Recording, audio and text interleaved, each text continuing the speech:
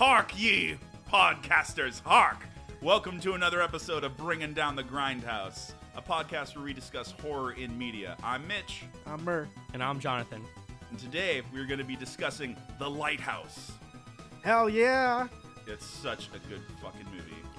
It's so good that we decided to do just this film for this there's- entire episode because there's a lot to talk about for the entire film.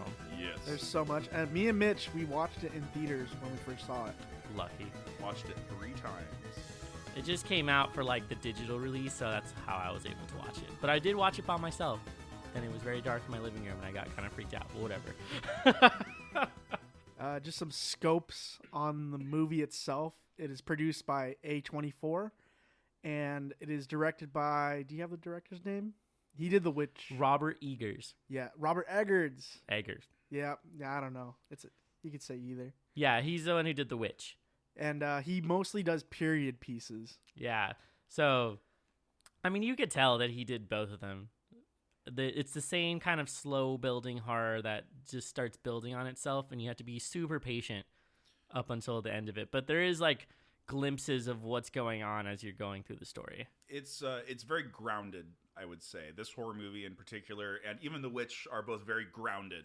So they feel very much like something that could happen in the real world.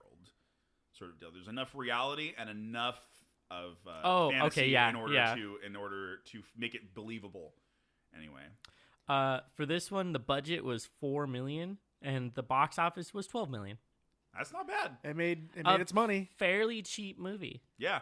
Like, I know it's in millions, but like at this point, just a couple million is not a very big budget. It was shot on like 33 millimeter. So yes. it's going to be on 35 millimeter, but it's in a 1.19 -1 ratio. So it's going to be like a small box. Yeah. So like, your video. old school TVs that you used to watch stuff on, it was that size. It was made for that TV. So if you have like your grandparents have an old school TV or something, just hook up a DVD player to that and watch The Lighthouse on it. And I'm sure you'll be fine because it doesn't reach out all the way to the edges of the screen. A way that they figured out how to get that kind of ratio was that they use a lot of modern cameras, but they affixed them with 1930s lenses.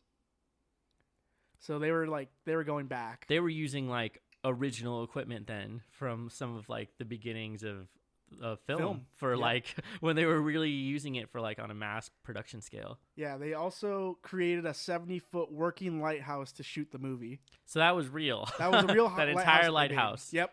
And it was so bright that it could shine for 16 miles. Holy shit. Yep. Wait, so does that mean that when Willem Thomas Dafoe and Robert Pattinson, yeah. when they were standing in front of the light, like that was that bright? It was actually that bright. Holy shit. Well, Because there's like a scene where he's standing in front of it. There's also, I believe there's some sort of magnification as well. Like, Yeah. and like lenses around it to amplify the light more.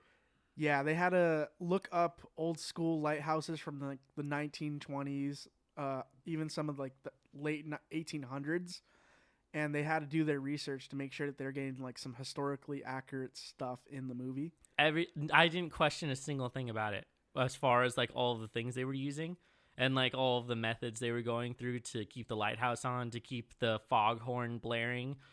And so I was like, oh yeah, that seems about right.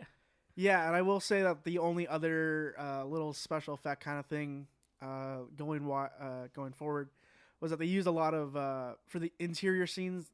They were using a lot of bouncing light, so like having like giant canvas of white sheets just bouncing off, because those scenes are very dark. This is like a master class in how to use lighting in a dark setting on top of it being black and white. Yes. Like whoever the cinematographer was, holy shit.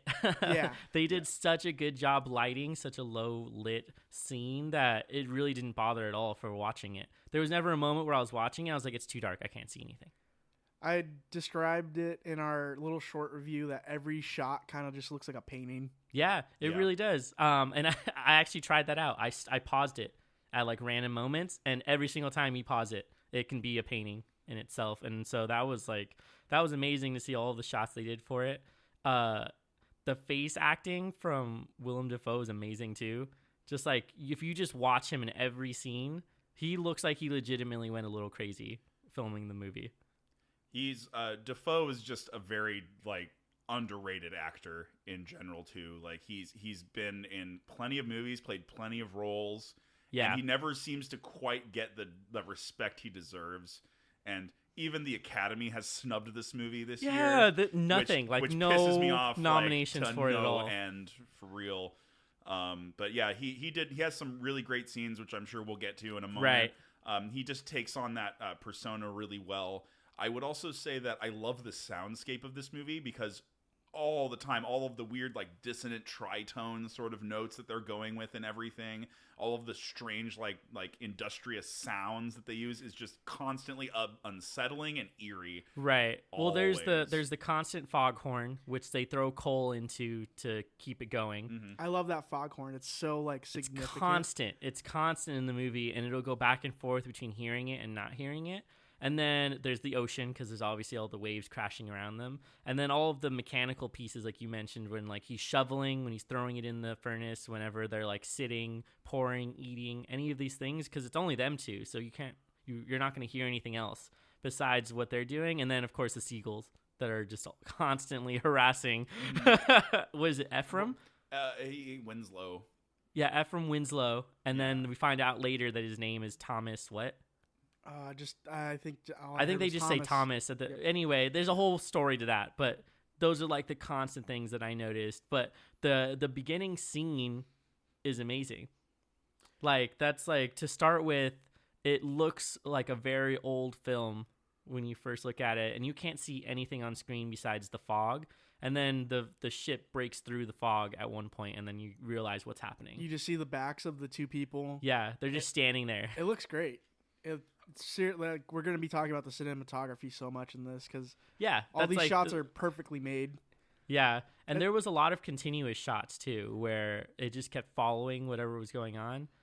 Yeah, and they were really, really good. Some of the framing, like Willem Dafoe is known for also being in a lot of Wes Anderson movies. I was like, dude, this is kind of just like a really dark Wes Anderson movie in some shots. I feel like he was definitely acting the same at some points, and then it got darker. There were so many shots where they're just like lined up. I'm like, dude, this could be a Wes Anderson movie, but a really dark one. But at the same time, I agree with you because Willem Dafoe, he has such a great, unique role to this that he brings. We got to talk about the language that they use as well, though. Yes. So they use, so they're British, I'm guessing. Something along those lines. Or like off from the island, from the UK at the very least. They're definitely from the UK. They're sailors or lighthouse keepers. I think he calls them wickies is like the main term that they end up using. But I had to have subtitles on to make sure I caught every single thing that they were saying, because half the time I could barely understand what they were saying because they were using like slang and a lot of like sailors terms or nautical terms for what they were talking about. And then as he was explaining, like right from the beginning, he explains how it's bad luck to kill a seagull. Yes. Just for a footnote, we've got Robert Pattinson plays Ephraim Winslow, who's the new second that's showing up to take over the last second's job, and then you have Thomas Wake is the name of Dafoe's character. Yeah, and it is also noted that the last lighthouse keeper assistant went mad. Correct? Yeah, he told them that he just went mad from being there because they got trapped there. And is it canon? Does he like make it canon to the dude that he killed himself or something like that? He tried to kill him with an axe. Yeah, he tried to use an axe to murder. If I'm not mistaken, he tried to murder Dafoe with an axe, and so Thomas Wake had to kill him. Yeah, so supposedly it was like self-defense is what he's claiming, but there's no one there to confirm it because the only written record of what goes on is the one he writes, and it's like sealed away in one of the cabinets, which is important later. But yeah, they show up to relieve these two men that they don't stop to talk with. They just walk right past each other and then replace them in the lighthouse, and their sole and only job is to keep the lighthouse on, and they're gonna stay there what they thought was gonna be 4 weeks. Correct, 4 weeks. And then they end up getting trapped there at some point later. But there's reasons why this happens, or at least they suggest that there's reasons why that might happen. But the first thing they do is to sit down and have dinner. Yeah, and That's after. Well, that's after they complete. I think that's after they complete about 4 weeks. They have their first because Wake says to him, up to our 4th week, and then and clinks the glasses with him, if I'm not mistaken, because they're there for like about like a few months beforehand. I think they stayed there for like 6 months. well, no, they were intending to stay there only for 4 weeks. Yeah, Oh, okay, they had gotcha. just gotten there when they do that first night, that first dinner. So that's because they're the like, first dinner. He cheers to a good 4 he weeks. tries to get him to drink. Oh yes, excuse me. Yes, And he then- says to a good 4 weeks, so he's wishing the future Yeah. weeks. Excuse me, missed that. And he says this sailor chanty like right before every Ooh, meal. yeah, I'll find it. It's like a very specific thing, and Robert Pattinson's character is kind of just like, oh, I don't drink. I'm sorry. And then this is one of my favorite lines in the movie. He's like, well, why not? A man better have a good reason to not drink. Tainted oil. He's like, tainted oil, and he was like saying, oh, also I read in my manual that if I drink, that could be a reason to expel me or have me not get pay. So I don't wish to drink. And he's like, also, it's in your manual that you should follow my orders. So I'm telling you should drink because it is unlucky and bad luck to not cheers with. It's bad luck to leave a toast. A toast, yeah, that's what it's called. So then they have to go. Robert Pattinson goes to the water, pumps out some stuff, and takes a drink and instantly spits it out. And what does Defoe say? He doesn't. I don't Well, think he says basically laughs at him because he's supposed to clean the pipes before yeah, Right. and he hasn't pumping done it. out some water, and so he's just gonna get a mouthful of like grossness that's in the Tastes pipes. of the head. That's Which what is- he says. Yeah, exactly. And so he's just like, that's why you gotta drink. Like, there's nothing that's fresh besides the fucking booze that you're gonna drink here. I'm trying to find the quote that he says, but I'll come back to that. It should be noted that like the first scene when they get situated, Willem Dafoe is just taking a piss, and like the first joke we have in the movie is a fart joke, and He literally farts. it's a very cramped room. Like even Robert Pattinson's head hits the ceiling. They get on these comfy cots. Oh, Right, so Mitch found it. The thing that he says, should pale death with treble dread make the ocean caves our bed. God, who hears the surges roll, deign to save the suppliant soul to 4 weeks. That's what he says. And he says it like 3 different times. Yeah, throughout the movie. Yeah. Every time before they drink, he Yeah. says that. I could only imagine it's like every dinner. Yeah, and they eventually, like, it shows the progression of some time as he starts doing all of his duties, which really kind of just ends up being that Ephraim takes care of like everything else, while Wake takes care of just the lighthouse, and he's very protective of him being the only one to go up to the lighthouse. He's even like super suspicious about it. Like, oh, I'm hoping to get my shift on the light soon. He's like, no, the light's mine. The light is mine. You will not be going up to the light. He's like, why? It says we're supposed to work in shifts. Yeah, but I'll have the noon to morning duty, so you don't have to worry about the light. I'll be taking care of it.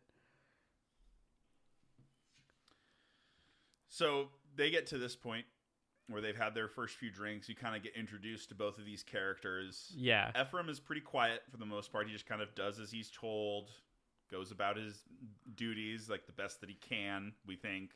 Throwing up coal, fixing shingles, Yeah. Well, painting. Cleaning the There's- cistern. He There's doesn't do. one thing that's super important, that when he first gets there and he unravels his mattress, he sits down and looks into like a ripped hole on the mattress and finds a little mermaid statue. Mm-hmm. That was carved out of wood from the previous The assistant. guy, the Yeah. other assistant, he had left it there, and so he picks it up and just kind of looks at it and then puts it into his pocket and then becomes somewhat obsessed with the idea of seeing mermaids. And there actually like is a mermaid in the film. I just can't tell if it's actually there or if he's just going crazy. Yeah, it appears in a dream of his at Well, first. the way that his dream plays out is that it like lures him in a very classic like nautical legend way. Yeah, siren. Like a siren. Like yeah. a siren, yeah, draws him into the water until he drowns, and then he wakes up from his dream like that, and that's like a super bad omen for him for like the rest of the Oh, yeah. trip. But so before we get into too much of the plot, you mentioned that this whole movie is like an illusion or an allegory to another story. Well, it's not really. I wouldn't say that there's an actual story per se, or of like this, legend. but it's more like you're taking two mythological characters, and Yeah. I would argue that the two characters we're dealing with here are obviously Prometheus. Yeah. So you've got Ephraim. Ephraim is definitely Prometheus. Yes. Everyone, he's obsessed with the lighthouse. Yeah. He really wants to get up there, and his like entire journey and transformation over like his mental transformation over the course of him being on this lighthouse. And then I argue that Thomas Wake is Proteus, who, if you don't know, Proteus is actually kind of like a not so well known Greek god. He's the son of Poseidon. He often herds seals. I feel like in this film they swap seals with seagulls, hence why he's so like, don't kill those sort of deal. As well as he transforms multiple times in the movies, which is one of Proteus's big deals, is that he can transform his form to escape people. And the only way you get him to prophesize anything for you is if you can capture him. And capture him in his own form, and he'll do whatever it takes to get away from doing so. How does he transform? There's the octopus part in the beginning of the movie. Okay, he goes wait. up there. Wait. So that's a whole separate conversation. Yeah, exactly. So we'll get to that in just a second. But okay, so one. There's the other one where he's where Ephraim's on top beating him up, and then his head, like his whole body transforms to like the barnacled skull with the horns on it and everything, which is an actual depiction of Proteus. Yeah. In like the old I guess the old drawings of like depictions of that god. Okay. In itself. And then it's sort of like he also has the whole I don't want to call it a monologue because it's to another character. I don't think it's called a monologue, but he has that really long curse that he says. No, it's a monologue. Is it a monologue? Is that what it is? Okay, gotcha. I would say it's a monologue. But it is a very elaborate curse, and we have to read it. And it's yeah, exactly. And it's a big. It prophesizes like the end of the story, the end of the movie in a way as well. So hence I'm thinking, hence why I think that. I think prophet god. I think of like the seagulls that are clearly like attached to this island in some way, if you want to look at it in like a mythological way like that. So I feel like they just swapped it because normally he herds seals for Poseidon, and that's his whole deal. And there's a few other tales with him where he like foretells. He tells I forget the name of the Greek character, but he tells this Greek character that Odysseus is trapped, Ajax is dead. And he tells them a bunch of all these other Greek heroes during the Trojan War. So he's a big deal with that. He also challenged Hercules in another story with like two other other characters that came after him. And so it's a lot of other stuff. These are all kind of unconnected, but I feel like it's a loose connection to that character. Well, yeah, the director definitely intended for you to see that in these characters. And even with like the ending vignette and like so there's the vignette where Thomas Wake is standing over Ephraim and he's like completely naked and he's looking down and Ephraim's like kind of falling back and then just bright light is coming from Thomas Wake's eyes and it's like on his face. So like that alone is a vignette that you would find in like Greek mythology. And then the very last scene, which is Ephraim getting his guts eaten out by the seagulls. So that to me made me think that his whole time on the island was his punishment. It was like what happened to Prometheus when he was basically stuck, tied to a rock to have his liver eaten out every day. Yep. That was like his punishment, but that Zeus like committed him to. Yeah. And so I felt like his entire time on the island was him going through like his own special hell, and that Zeus was Thomas Wake there just egging him through it and like making it worse for him. But I like the idea better that it's Proteus because it fits much better with all of like the pieces that you just included. Yeah, I had to look into it a lot more and whatnot because Zeus makes a lot of sense. I have to agree that Zeus makes a lot of sense because he does guard the wick. But let's Murray have his input. I like the idea of Prometheus and Proteus, and I think it is confirmed that the director said that was the direct parallel. However, nice. I would argue that Zeus is the storm that comes after that the seagull gets killed.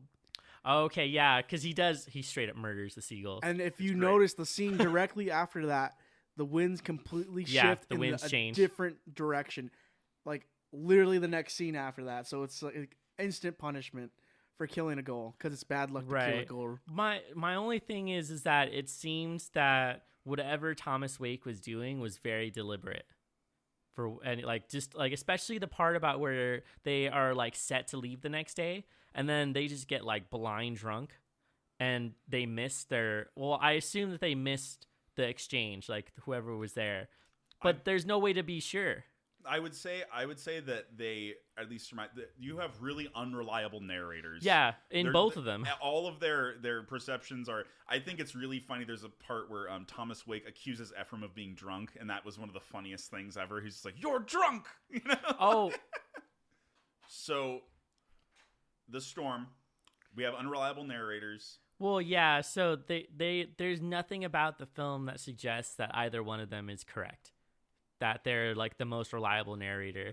Time hops all over the place from like 6 months to 5 months to 2 weeks to And then you have the stories that they're telling on top of it to be like, well, what really happened? Like at first he tells him that his leg was like he broke his leg a certain way, and then later on he's like, wait, I thought you said that you broke it, not that like you did something else to it. And then he's like, oh, you must have misheard me.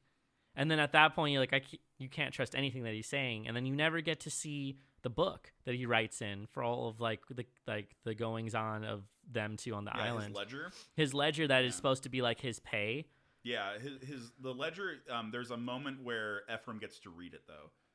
Yeah, but like we don't know what it says. Yeah, and like he just gets really mad. Well, he gets upset because I believe he reads it and then he's docked without pay. Was the deal that like he wrote that in the ledger, I believe.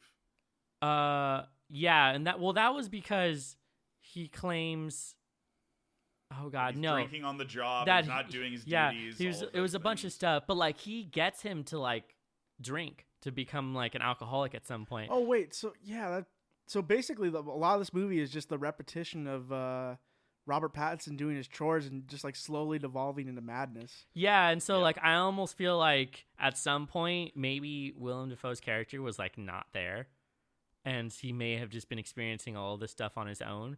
But I mean, either way, the scenes where they're talking to each other are amazing because like first you get the story about how Ephraim came to be one of the people there on the island, and he claims that he just was tired of the forest.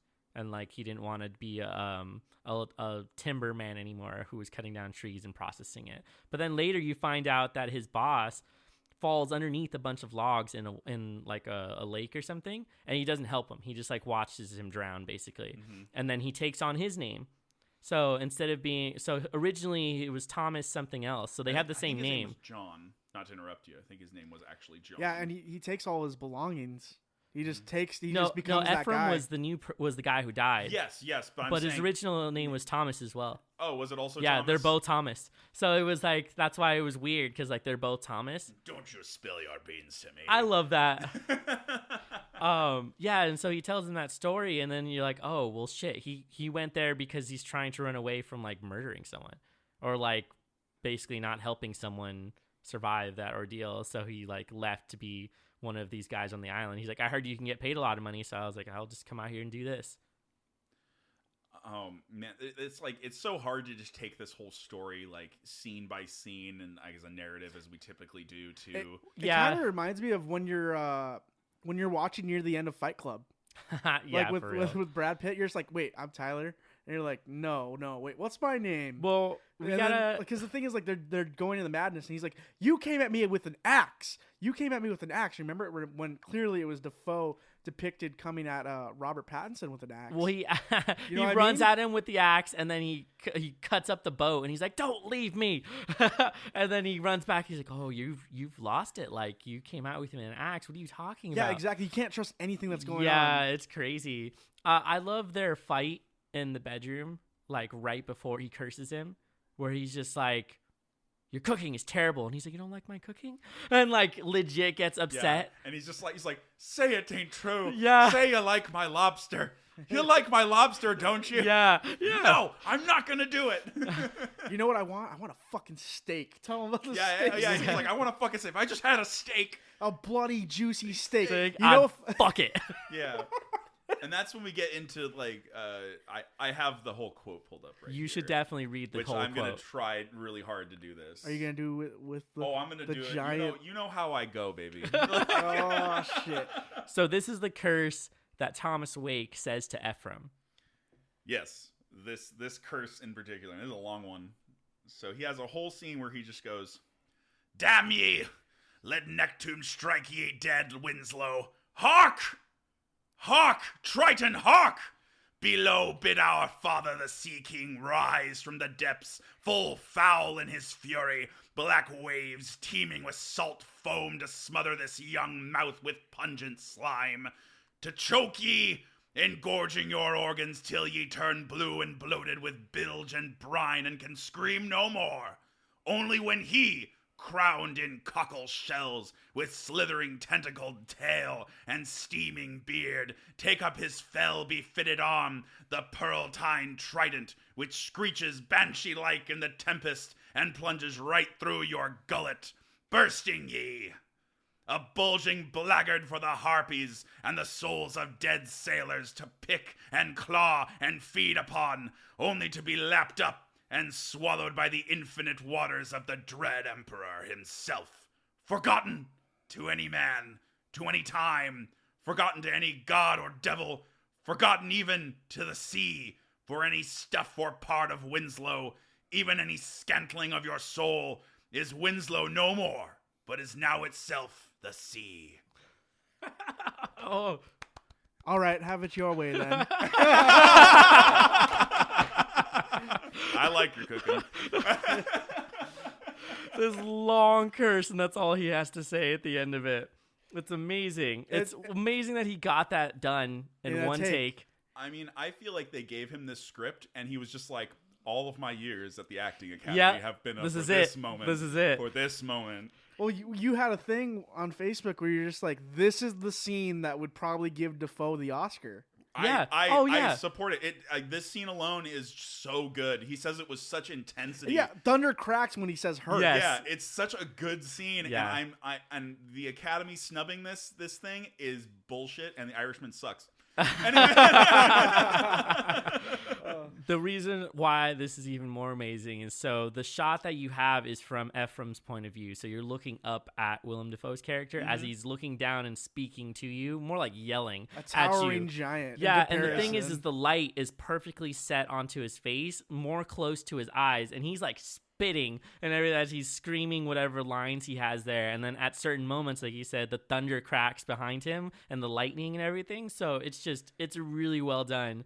And they upped the like theatrical factor for this. This is like a stage play. Oh yeah, at that point. It feels just like that to me as well. And I love how it just has that total like what do you call? There's a reprieve right afterwards. And then that wonderful little bit of comic where like, all right, have it your way. I like cooking. Yeah. After such intensity, that just fall of action right after that. So this is after they try to get on the boat and it's This is storm before. time, right? This No, is it's before? Yeah. Wow. Yeah, and that's when the seagull comes into all play. the right intense after. shit happens like later into the movie. Yep. The thing that happens before that though, or after this scene but before the other ones, is he like sneaks his way, or Ephraim sneaks his way up to the lighthouse to see what the hell Wake is doing up there. And this to me looks like he was fucking an octopus or some sort of tentacle creature, because there's like literally cum that comes dripping through the grate in front of him while seeing the tentacles everywhere and whatnot. So this is okay. So I have to admit, this is why I thought it was Zeus, because Zeus likes to fuck random animals, and so I thought it was him just being like, "Fuck yeah," just like some random sea creature. Yeah, let's just go. When I originally saw this scene, I was like, "Oh, dude, the dude's jacking it to the light." Yeah, that's what I thought too. And then you see the tentacle. I just looked at Mitch. I'm like, yo, are we getting like some crazy like fucking mind flare kind of shit, but like also could transform into like a sea creature as well? Yeah, that's. I thought at first I was like, oh shit, is this like a fucking shapeshifter? But no, it's not. I don't know. But after that, we have to talk about all of the scenes between them two where they're really close. Yeah. Like, this is like very homoerotic while They you're almost watching kiss. it. But yeah, exactly. They almost kiss and then they get into a fist fight where he almost kills him. Where Ephraim almost kills Wade. Is this when they start drinking together? Yes. Okay. And they start like singing songs and yelling at each other, and then at one point they're like holding each other gently as like Thomas Wake is singing a song, and like they're like swaying and going around in a circle, and that's when they almost kiss, and then they throw each other away and then start pounding on each other because they're like trying to get out all that aggression. I mean, they have all of this. I mean, that's why I think that we can support that. Wake is just jerking off up inside of the lighthouse. Right. That's like his only time to truly be alone. Well, he mentions that the light has been like his wife. Also, we have to mention that's that funny. That makes sense. We also have to mention that Robert Pattinson was jerking off to the fucking mermaid statue. statue. The Little Mermaid statue later on, So like much in the shed. Sexual frustration and all of his visuals. Like, I honestly love this shot. It's super weird to most people. One of my favorite shots is of the mermaid with the super yonic like vagina going on. It's there for half a second, never to be seen again. Yeah, it's a glorious scene in my opinion, but it's super weird. It's my only critique of the movie is that the mermaid was not like a speaking role. She was just used to get out the sexual frustration for that. Yeah. I mean, besides that, it's not really like a big deal, but it is something. But you're going into the mind of a man who is really sexually frustrated, and right. So if he's just looking for a hole at this point. That's his mindset. Well, that's like literally, that's what makes sense to me. Is the mermaid's not really there to be a character. It's there. No. It's there as like a dream, like vision symbolism. of him.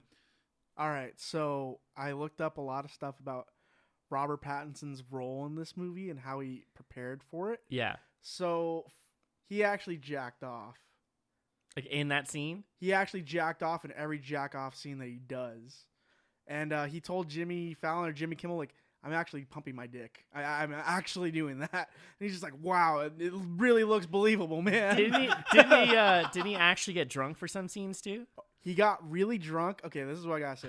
The dude got drunk, would spin in circles, would tap fucking books on his head, and do all types of shit. He would put stones in his shoes to off-balance himself and just get shit-faced before he would do a scene where they were drinking. Holy shit. And so there was one point where Willem Dafoe was like, I swear to God, Pattinson throws up on me. I'm not fucking doing the scene for the next fucking 5 days. And he's like, okay, can you handle this, buddy? Can you do the shot? He's like, yeah. Just super drunk. And he's like, he throws up on me. I'm not coming back to this fucking set. You know this. There's like he was seriously into this role. Oh my God. And that's the thing about Robert Pattinson. I believe he's a method actor, somewhat, right? Probably, most likely. Okay, I gotta gush about him for like 2 seconds because everyone's perception of Robert Pattinson comes from Twilight, early 2010s Twilight. Yeah. And while that movie has its place for a lot of teens and people who were growing up with it, I gotta say, my favorite role from him was also another A24 movie called Good Time. Have you seen that movie? I have not, but I've heard of it. If you've not seen Good Time, it is the Safdie brothers who are directing. They did the Uncut Gems with Adam Sandler that just came out a few days ago. So they are really good at what they do, and the movie itself is fucking phenomenal. So a lot of people are saying that A24 is a home for Robert Pattinson because he's just doing so many killer roles. Yeah, it's what he's been looking for. Yeah, exactly. He's been trying to do these kinds of films instead of like I think he's trying to distance himself from like the very mainstream movies that he was put into because that wasn't his goal for acting because this is like definitely something that's really good for him. And like he fully committed to doing that and like to be next to Dafoe who's just like he's so good at this point. Like he's well into his acting career. A24 is building up so much steam because they've only been around since 2012. Yeah, they're definitely a company that's gonna like start making really, really good stuff if they can manage to get enough audience to watch their stuff. I think they've made a lot of their like what is it? A magnum opus? They have many of those already. Like I could already call they Midsommar, keep doing it over and over again. Hereditary. Like The Witch. Oh, by the itself. way, if you haven't seen the extended version of Midsommar, you should go watch it because it makes way more sense than what we watched in the theater. Okay. Like, I was like, why wasn't this included? Yeah. This is actually important and would have filled in a lot of questions for me. It's like watching the Lord of the Rings extended editions. Yeah, it's really like, it's really long though. It's really long. Yeah, but it's worth all of the extra exposition that they give you for the story. And instead of just cutting it, I feel like they were like, this is too long. You have to cut bits. And he was like, fuck, okay, I have to cut this. We don't really, really need this. But like, it was still integral to the story, but I digress. I think for my birthday episode, I want to delve into the Safdie brothers films, Uncut Gems and Good Times. Yeah, I need to watch Uncut Gems. I've heard it's amazing. I watched it in theaters, and I gotta say, what a performance from Mr. Sandler. Yeah, it's about time. Dude. He's been doing like nothing but the comedy bits, so people didn't take him that serious. Let's not forget Punch Drunk Love. Okay, that's Let's fair. not forget that. That's Yeah, that you're was right. That was a milestone for Yeah. him. I just got to gush about A24 because these guys are doing really good stuff Yeah, in the they are. industry right now, and they're shaking up a lot of stuff. Hell yeah. So, and they're getting a lot of traction. Willem Dafoe, A-list actor. Yeah, Absolutely. some people would say not so much Maybe B, anymore, but maybe B. I think he's an A-list. Well, I mean, actor. You got to think, like, he's pretty up there, man. he's a really good like chameleon actor. He can be like any character. Right. He really has been like he's like what is his name? Gary Oldman, who just always like he can switch right into whatever role he's in. He just does a good. I just really love Willem Dafoe as an actor. He also has a crazy looking face. He's got such a unique perfect look. for so many like, sinister characters. Very and whatnot. good, yeah. He's Wasn't really good. La for La that. Land was A24, right? I don't remember. Or Lady Bird was. I know that. I don't for know. a I fact. kind of think Lady Bird was trash, but that's a whole nother thing. Really. I feel like if we don't have a nomination for one A24 movie this year, I'm gonna be pretty pissed. I don't think they do. I'm pissed. they really don't. Well, they've already established that a lot of the awards companies, groups, whatever, they're all pretty set on only nominating certain movies. They are all about their own self fellation.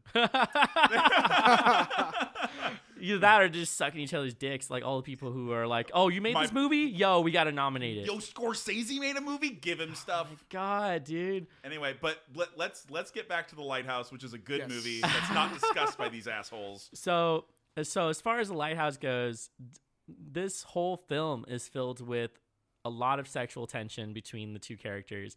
So it's like a lot of gay sexual tension between them two. They almost kiss. They like are laying with each other at one point. They're dancing together. They're drinking and hugging and doing all of these things together. And then it just switches to like them being really aggressive. So, but I think what was even more interesting was how it seems like Thomas Wake wanted to emasculate Ephraim in some way by making him do all of these like domestic duties, like cleaning the floors and like cleaning everything else, and like he's only watching over the lighthouse, and then he comes back and he's the one who cooks dinner. So it's just like I felt like a lot of the movie was about his masculinity being threatened. Yeah, I And, mean, he's like taken apart he's just like a giant figure over him and just wants to be over him this entire time. constantly. Like and makes him swab the decks triple times sometimes. Yeah, he literally yeah, says, yeah. he literally says, if I want you to fucking tear down this lighthouse to like rust, nails, and wood, and tell you to do it, fix it up, make it all go to the skies, and tear it down again, I'll fucking please. I'll do it as I fucking please, basically.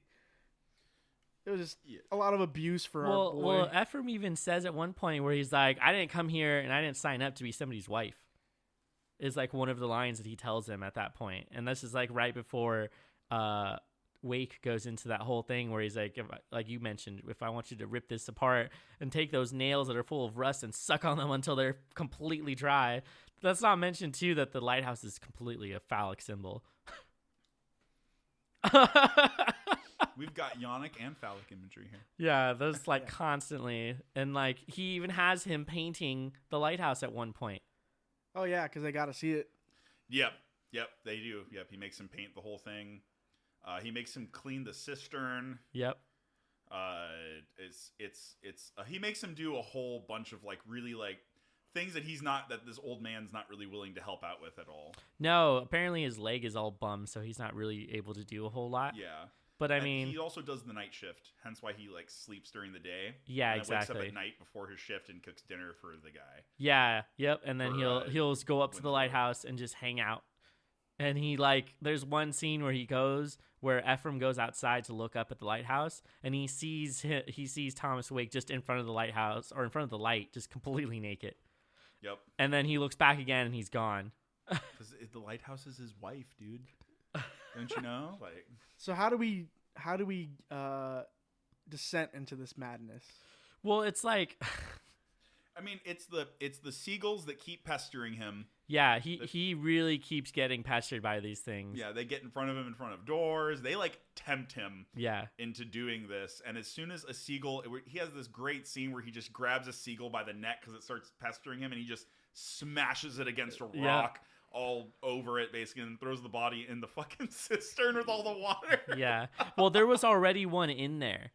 Because remember, he tries to drink out of it, and then only, like, black sludge comes out. Yeah. So he goes out to check on it, and there's, like, multiple seagulls that are just dead in there. And so he's annoyed at them at this point because he tried cleaning it. And then one lands in front of him and is just, like, laughing at him, basically. Like, their squawks or whatever they do sounds so similar to someone just mockingly laughing at you. And so he grabs it by the neck and then, like... Full barbarian mode. Yeah, just beats the fuck out of it. And then it's just laying there dead. And then that's when the winds change. Yeah, it's when the winds change and when the storm shows up, and they figure out that they're probably going to be stuck there for however much longer. Yep. And that's when the everything starts. The whole movie just shifts gears as soon as the storm hits. Right. Ephraim starts drinking. Yeah. They start fighting. They start tearing up the place a little and singing sailor. Shanties. There's so many shanties that are sung in this. I wonder if those are real ones that they just pulled from somewhere, or if they wrote them for the movie. Right. I'm not even 100% sure on that. But they were great, and they were definitely like legitimately drunk, I think, for these scenes, or at least Robert Pattinson was. Yeah. They have a great exchange at one point where he's like, "What? And they just keep saying what to each other. He's like, that's the problem with you. And he's like, what the fuck are you talking about? No, that's the problem with you. No, you. It's great. And they're just like belligerent during most of those scenes. And it seems that the only times that they ever get really close to each other and like express some emotion is when they're drunk. Yeah. Like, this is the only way that they can even get close to each other. Otherwise, they are very distant from each other when they are sober and it's daytime. I mean, the first time you ever see Ephraim take a drink, he's like, have a drink, lad, and pours it. He reluctantly finally takes the drink, and he's like, okay, have another. Drinks it. He hasn't taken another. Like 4. He takes like 4 drinks in a row, and it's like, oh, shit, this guy's going to be plastered. And then chaos ensues, and... the place starts getting flooded because there's leaks. Yeah, there's leaks everywhere. I'm convinced. I mean, you can really rain is often a symbolism of change in a lot of film. Yeah, we've mentioned it now a lot of times. So in this one, it's used a lot, especially when he's like moving coal to the foghorn. He's moving it in the rain. Yeah, and whatnot, and you can just see like slowly he's like doing his task, but at this point you can just see like Pattinson's face during this, and he's just over this shit. It's really like obvious that he's like at the end of his tethers. Yeah, the first time we see him not shoveling, but moving the coal, he has a tarp over it. He's taking his time. He's like avoiding potholes. And then where Mitch is describing, he's just like, fuck this shit, man. Just going with it. Driving that wheelbarrow everywhere. There's the scene where he empties out the bedpans. I and love it like that. all blows back on him. And he just screams. Yeah, he gets really upset. And then goes through the rest of his scenes with shit covered like all over him. He even walks in and Wake is like, you smell of shit. And he's like, what the fuck have you been doing? And then, what have you been doing? Yeah. And he just like looks at him like, are you serious right now? This is also when he sees the mermaid. Yeah. That's just laying out there. Screaming at him. Dude, those screams are great. Like, it's like the kind of scream you would hear sort of underwater. Mm-hmm. And it's like meant to be really piercing. But he sees her just laying there and he's like, what the hell? And then he goes over, and because he's so sexually frustrated, he just immediately starts groping her. And then she wakes up laughing at him and screams, and he runs away into the house. And then he's like, what the fuck is wrong with you? And he was like, nothing. He's like, we'll get back to it. And he's like, what are you doing? Got it. Okay. I like. There's a part where he carries the. He also like exhibits that he's not always like thinking ahead either while he's working there. Like he brings an entire like barrel of oil up to the top of the lighthouse, and then there's that really great scene where he's just like, "You're not a dullard, are you?" Yeah. No, fooled me. This old man just pesters him the whole time, or just says really like demeaning comments and things about him all the time. Also, when they run out of alcohol, so basically after the storm hits, they all like a good majority of their provisions are ruined.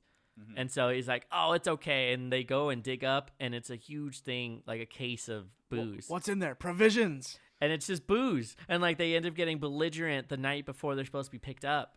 And then he wakes up to find out that they either missed it or they never showed up. But there's no way to be sure of what happened exactly.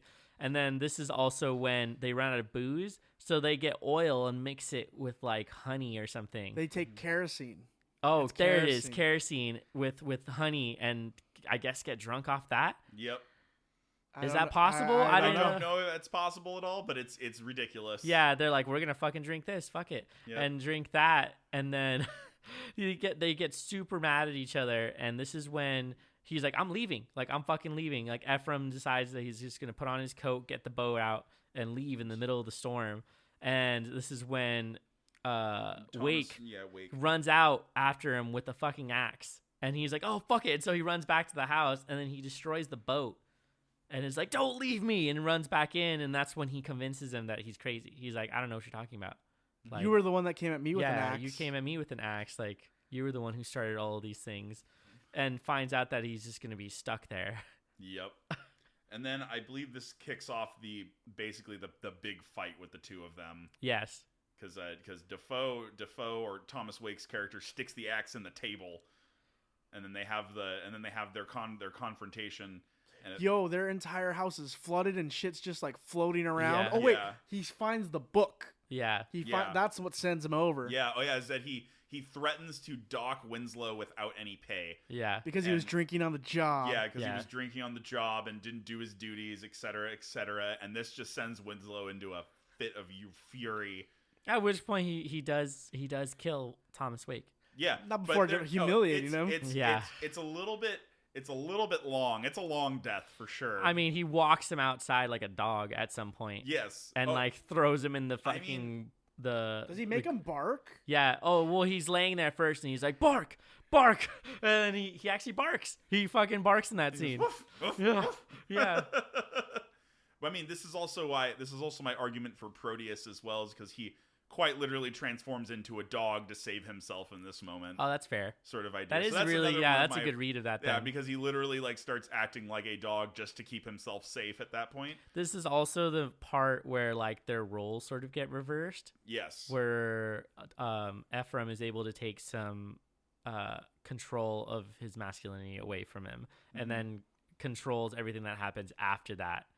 At least up until the end, I would say. Well, you've got this scene. But you've got the struggle with them. He gets on top of Wake, starts beating him up, and that's when he starts like hallucinating. At first, he sees his boss. Yeah. A representation of his old boss. Who keeps showing up, actually. He shows up like 3 times, I think. It's a blonde guy. Yeah, it's a blonde guy with a mustache, which I Yeah. believe is described earlier. And so he, beats him up, and then after he's done seeing it, he just sees Defoe with like all these tentacles behind him, Yeah. and this like crown of barnacles and these horns that curl around his ears. I know. I need to go back and pause it on that part so I can get a good look. It's really, really cool. And then and he just continues beating him, just convinced that this man is a monster, obviously. And then afterwards, you get the dog barking scene where he's just like, "Had enough? Have you, lad?" And he starts kind of speaking a little bit more like him as well, almost like adopting like the. I thought that was persona. what happened because originally I felt like Ephraim had like a very British accent, and then it started changing as he was sort of mimicking what Thomas Wake was like. Starting to become the person that he's he ends up sort of like taking up that role, and so he definitely takes his time with torturing him. He originally buries him. And it's just like buries him alive. I want to bury you alive, but he doesn't do a very good job of it. No, and because he goes back in. Well, it's like loose dirt. And he just throws on top of him, and then it looks like Thomas Wake's character dies in that moment because he like says some final words and then stops talking. But like that looks like he was actually in a fucking pit with dirt being thrown on him. And like it probably was. Like I don't think there was any sort of like safety concerns for that. They were like, "You're gonna get in the pit. We're gonna throw dirt on you. You have to keep talking though." And like he goes through that. Dirt scene. comes in his mouth and everything, and like in his eyes and everything. I was like, that must have been fucking terrible to do that. But he did that, and then he leaves him there and goes inside, finds the ledger, and then he runs in again with the axe to try to kill him, and doesn't work. And then he's able to. Well, he hits him in his shoulder, like his arm, and then he pulls it out and then kills him. He like buries it into his head.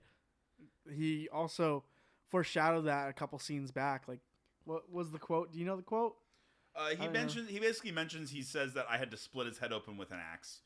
That's what he says of his second. His second went crazy, and then Thomas Wake says that he had to split his head open with an axe. Well, Wake even mentions that that he appreciates that he's been so nice to him because he felt at some points that he was going to split his head in half.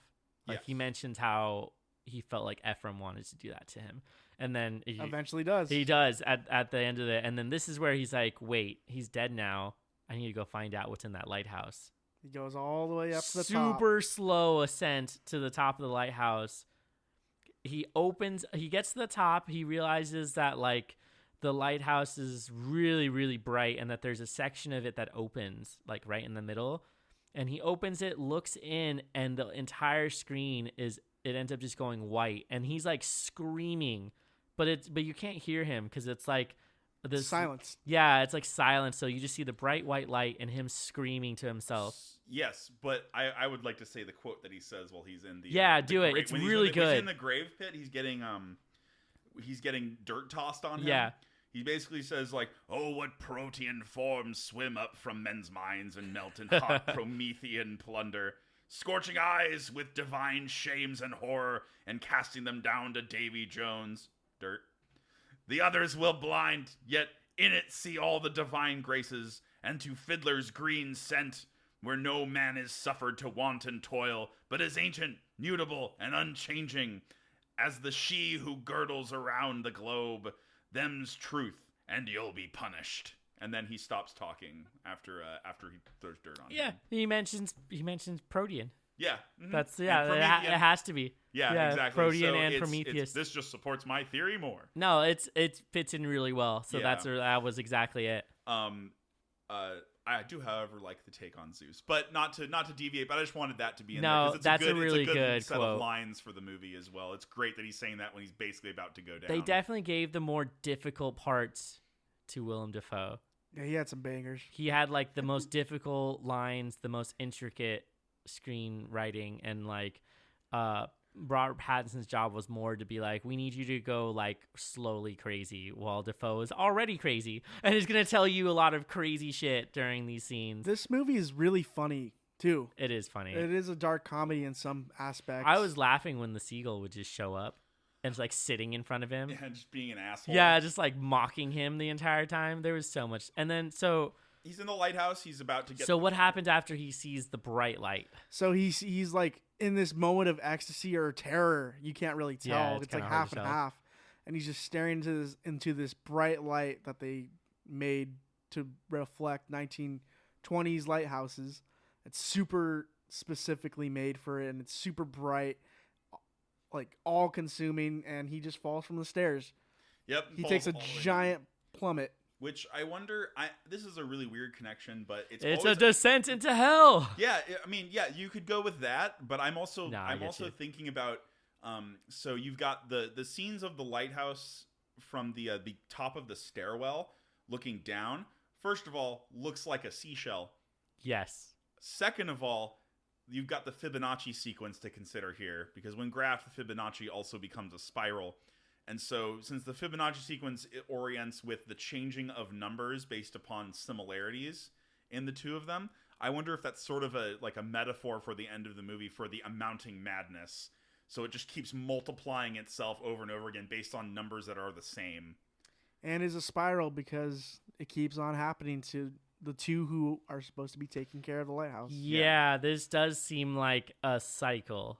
Yeah. It's not necessarily like a one-off thing that's going to happen to them. Like, it's probably going to keep happening over and over and over again. Exactly. And then they do a very strong allusion to what happened to Prometheus for giving fire to man, which is that he is forced to have his liver eaten, in which case Robert Pattinson's character is having his guts eaten by the seagulls as the final scene. Yeah, out on the rocks. And then the movie ends with a really cheerful sailor shanty at the end of the movie. It really it's really does. Great. I'm trying to What find... a good film! I'm trying to find the For real. photo of the vignette that I explained earlier. So, do you guys know what a vignette is? No, explain this. Yeah, I was like, there's probably not people who don't know it. So, Basically, it's like vignettes can be considered like what people do for storyboards. So they're very direct pictures of what might be happening in a scene, and you can get what's happening just from that single photo. And so the goal of most of artists is to create a vignette in their paintings. So you can look at it once and know exactly what's happening. And they do this towards the end of the film when they have the scene with Wake completely naked looking down onto Ephraim with the light coming out of his eyes. And because they show it just by itself, and it's in between the two scenes. So like it fades to black, shows the vignette, fades to black, and then it shows the final scene. So this is meant to be like, this is what happened. Like, these are the two characters. This is the ending of it. It's like the intro to theater plays when they have the setting, like they explain what happens. Mm-hmm. This is like the final vignette of what happens. And so in this way, they used the theatrical setting and brought it into film. Because that was like, I mean, it all originated from there. Yeah, exactly. So it's like, this was a really good way for the filmmakers to like, this is the final piece that we were going to put in here, and you can take it as you like, as opposed to like leaving it kind of open for that interpretation. But I think they were very open about their interviews though, when they were asking like, what was like the inspiration for most of these, right? Yeah, well, the thing is, like, with a good amount, they like to leave it to mystery, but, you know, it's very obvious, especially with the dialogue in this movie, especially with that quote with Defoe before getting buried.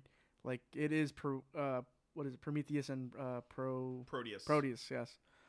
That is the allegory that they're trying to go for. But it is a period piece, and they just wanted to get as much of the period as they can correctly. Yeah, and that's a big thing with this director. He likes to, because that's what he did for The Witch. He had to do a lot of research back in the day to get that setting and time period correct, so he could make a good product. I like this movie a lot. I think it might be my favorite movie of the year. So that has that going for it for me. Easily. Some little notes about it too. They shot the entire thing in 34 days. Holy shit. It's just like a crazy fast for a film, for them to be able to do that much stuff. And then it was filmed, part of it was in Cape Fortune in Nova Scotia in Canada. And then the rest of it was shot inside a hangar at Yarmouth International Airport in Yarmouth, Nova Scotia.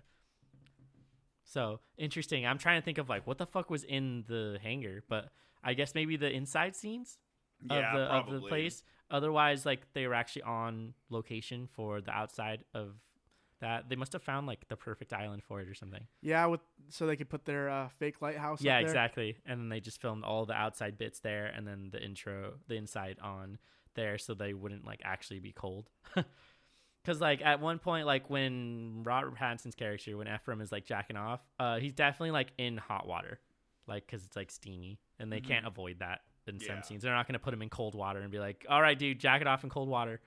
You know, like, so they had to give him like hot water. But yeah, just some cool stuff about that. Was there any other final thoughts you had about it? It's just a very anxious descent into madness, is what Mitch originally told us. You have to be super patient. That's what I'm finding with a lot of these A24 movies. They make you anxious. Oh yeah, they give a certain tension that I haven't felt with a lot of other movies. The only other time I felt what I felt watching this movie was when I watched The Witch. The Witch made me very nervous for no reason. Did you ever feel that way for Midsommar? Yeah, Midsommar wasn't so much that I was like scared. It just made me really anxious because like, or like that's what I'm saying, uncomfortable. Yeah, you feel uncomfortable. Well, with The Witch, I actually got pretty scared watching it, where I was like, oh, something terrible is gonna happen. And then this one was like very like, it made me very anxious watching it. I did watch it by myself too, which is like probably the scariest way I can watch films, because like by myself, it's kind of dark. It was like super rainy and stormy when I was watching it. Too, so I was like, oh, this is like adding to all the effects of watching this film. And then towards the end of it, I fell asleep watching it, and so I rewinded it and watched the rest of it, and then I went to sleep right after and had weird dreams. So it was like definitely interesting. I mean, when watching this movie, my expectations were like, I'm going to get some sort of like Lovecraftian horror movie sort of deal, and really what I was treated with, it was just this nautical psychological horror. And it was mainly just a like Neil Murray said, like I've said before, like John said, it's just It's just it's a movie about the descent into madness of these two characters stuck on a small location. I think that the shot choice that they picked with the 35 millimeter was perfect for it, because it gives more of that claustrophobic feeling as well, where everything's really close together. Nobody's getting out of this like anytime soon, and they just have to deal with it however they can. And I really enjoyed that aspect of the movie too, because it was a lot of it really referred to itself a lot and really grounded the film. And that's really I loved it though. It was easily like my favorite film that I've seen this year. Yeah, I would say it's up there too. And it's always really cool to watch a new film and be super impressed with it, where I was like, more people need to watch it. I'm sad that it got snubbed, but at the same time, I'm like really hyped that it does have a cult following as of, just being out for a couple months. They did not waste any time releasing it onto DVD as soon as it was in the theaters. Like, it probably only took them like a month and a half, 2 months to bring it out. Good. And so that's why I was able to get it too. I was like, this is amazing. I was waiting for it so that we could do an episode on it, because I wasn't able to watch it in theaters. It's like expertly crafted to be such a great film. And it's made with a lot of love and care for the time holy period. shit. Really get a good sound system when you watch it, or Yes. listen to it with good speakers, because You know what? it's You a could probably really watch it with like a headset. Yeah, that would be really Like nice. if you had some earphones, that'd probably be really good too. You'd probably go crazy, man. Yeah, it's nuts. I gotta say, Robert Pattinson and Willem Dafoe did a knockout job. Hell yeah. If you liked Robert Pattinson's role in this movie, check out another A24 film, Oh yeah. Good Times by the Safdie brothers. And if you enjoy that, check out Uncut Gems with Adam Sandler. Yeah. Because all these A24 movies film. are just fucking great. And they're fucking killing it with all those new films. So definitely go watch something like that. And then this is the last episode we're going to do for this year. So we're not going to have any other episodes until the new year, which is technically going to be our season 2. Yeah, I guess that's how that works. Yeah, yeah. We've gone through the full year of doing these things, and we started like sometime in February. So this is going to be the last one for the year, which is a really cool way to wrap it up. And so just like as a final thought for everybody, to remind you guys, we're super easy to find. We're on all of the streaming services. So we're on Spotify, we're on Apple Podcasts, we're on Google Podcasts, as well as iHeartRadio and SoundCloud. We also have our social media sites, or our social media pages. So Facebook, we're on Instagram, we're on Twitter, and you can find us at BDTGH_podcast. And we're able to contact us, leave messages. Please go review our podcast on the Apple Podcast. It really helps our rating, and it allows us to be seen more on the pages. And it really makes us feel good to see all of the positive feedback. But thank you so much for coming out tonight to talk about this crazy movie. I hope everyone has a good night. I'm Mitch. I'm Murr. And I'm Jonathan. Thank you.